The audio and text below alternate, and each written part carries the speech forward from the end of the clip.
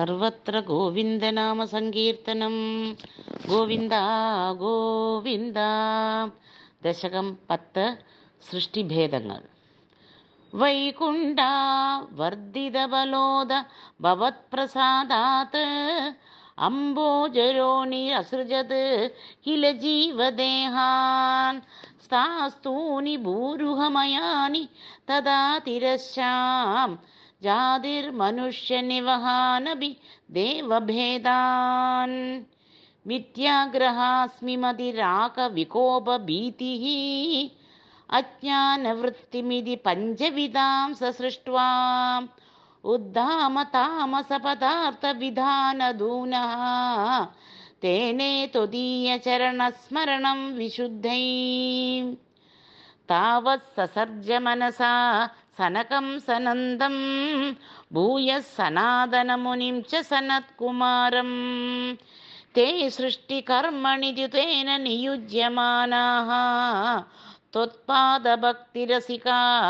ജഗുർനവാണിം താവത് പ്രകോപമുദിതം പ്രതിരുന്ധതോസ്യ ഭ്രൂമദ്യതോ ജനിമൃഡോ ഭവദേകദേശഃ നാമാനി may കുരു പദാനി ച വിരിഞ്ജേതി ആദൗ രുരോധ കില തേന സരുദ്രനാമാ ഏകാദശാഹ്വയതയാ ച വിഭിന്നരൂപം രുദ്രം വിധായ ദൈതാവനിതാശ്ച ദത്വാ താവന്ത്യദത്ത ച പദാനി ഭവൽപ്രണുന്നഃ പ്രാഹ പ്രജാവിരചനായ ച സാദരം തം രുദ്രാഭിസൃഷ്ട ഭയതാകൃതി രുദ്രസംഗസംഭൂര്യമാണ ഭുവനത്രയഭീതചേതാഃ മാ സൃജാ പ്രജാസൃജ തപശ്ചരമംഗളായേതി ആചഷ്ടതം കമലഭൂഃ